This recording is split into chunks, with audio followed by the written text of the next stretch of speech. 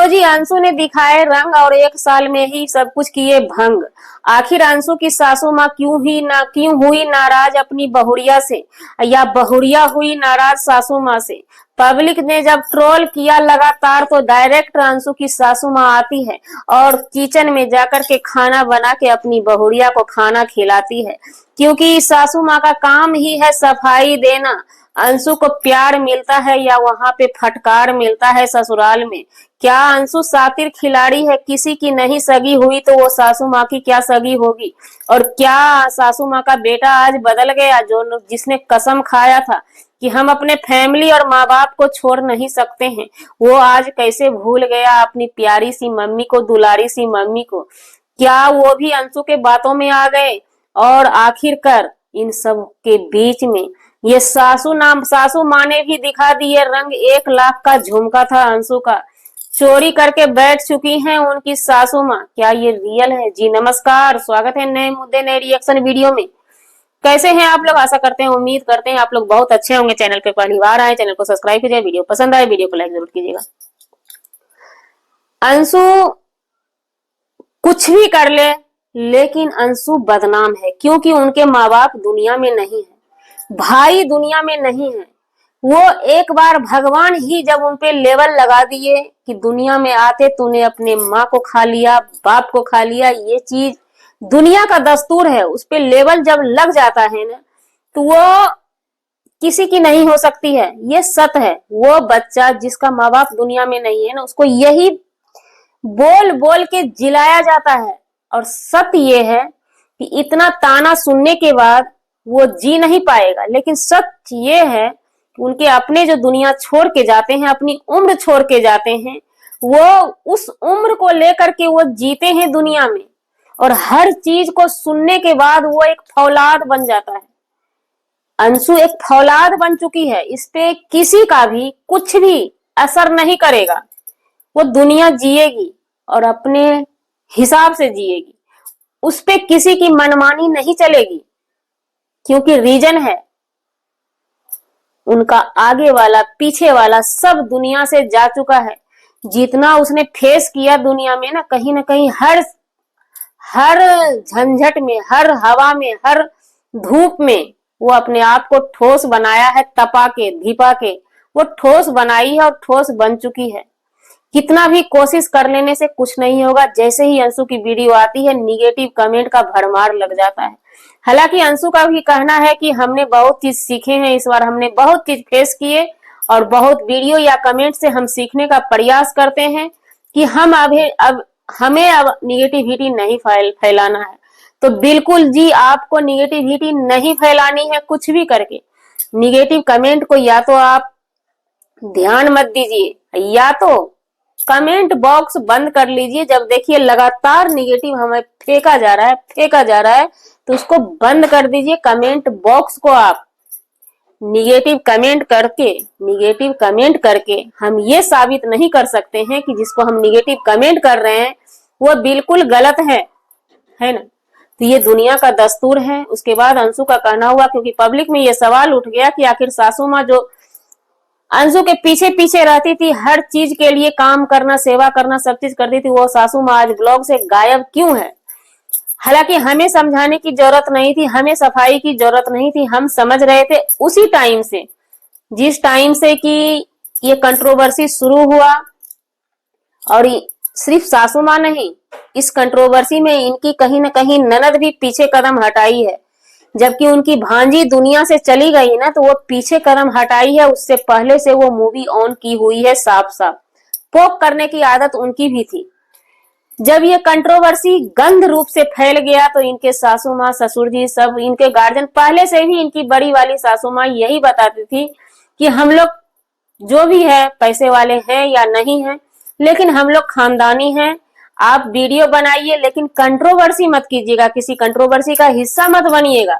ये हिदायत इनकी बड़ी सासू माँ के तरफ से हर हमेशा रहता था। लेकिन इनकी खुद की सासू माँ जो है ना, वो इतना हैंडल नहीं करती थी अपनी बहुरिया को। या समझ लीजिए फ्री देना चाहती है, या वो केयर नहीं कर सकती है, ये भी हो सकता है। और हमें जैसा लगा ना, उस दिन जो हमने देखा, जो स्थिति देखा इनकी सासू माँ का, पतिदेव जा रहे हैं, वो बात कर रही है, तो हमें कहीं ना कहीं लगता है कि वो ये केयरफुल नहीं है। घर में गार्जियन का क्या ये होता है, रोल होता है, ये सब वो नहीं, हमें उतना नहीं दिखाई दिया उनमें।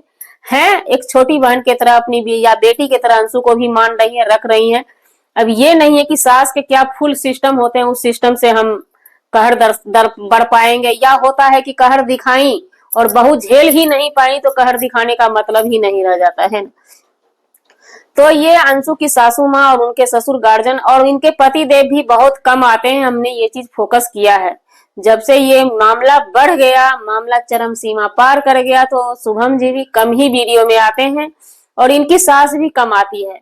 तो फिर आज ये टाइटल लगाई थी, हालांकि वीडियो हम स्किप कर करके देखे, उतना बारीकी से वीडियो देखना समझ सकते हैं, माथा पच्ची हो जाता है, तो नजर नहीं आई। हालांकि थंबनेल में था, हो सकता है कहीं पे होगी उनकी सासू माँ, किचन में आई होगी गांव से घूमने के लिए या जो भी है, तो वहां पे होगी। तो सासू माँ इनकी और इनके ससुर जी ये फैसला किए हैं कि हम लोग ब्लॉगिंग नहीं। और ऐसे भी देखिए, जो पब्लिक कमेंट करते हैं सासू माँ, उनका चैनल थोड़े ना, वो सोशल मीडिया पे है थोड़े ना कि फुल गारंटी है वो हर वीडियो में आएंगे। हाँ, वो शुरू से ले आई है तो अच्छी बात है, लेकिन अभी इस बेस पे आप लोग चढ़ जाते हैं कि लड़ाई हुआ है, क्या हुआ है, तो ये कैसे वो बताएगी। और हमें नहीं लगता है कि अंशु को बताना चाहिए कि आपकी अगर लड़ाई होती है तो आप सोशल मीडिया पे नहीं रख सकते हैं।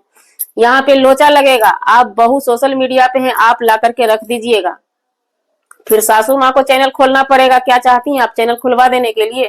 तो इसलिए इस चीज को साइड में रखिए। वो नहीं आना चाहते, वो अच्छा करते हैं। और ये सोशल मीडिया झेलना जो है ना, सबके बस की बात नहीं है। ये एक तरह का गंदगी है, जिसको हिम्मत है डूब के गंदगी में गोता लगाते हैं, अपना पैसा कमाते हैं। और जिसके बस का नहीं है वो शांत रहता है, तो उसमें पोक करने की क्या जरूरत है। यहाँ पे सब्सक्राइबर कुछ ऐसे हैं ना जिनको की मजा आता है, ये कंट्रोवर्सी हाई लेवल पे चलते रहे और हम मजा लेते रहे। उधर फुदक के जाके उधर मैसेज करना है, उधर जाके उधर मैसेज करना है, बस कुछ लोग इसी में रह जाते हैं। और हम ये काम नहीं करते हैं, हम किसी के सपोर्टर नहीं है।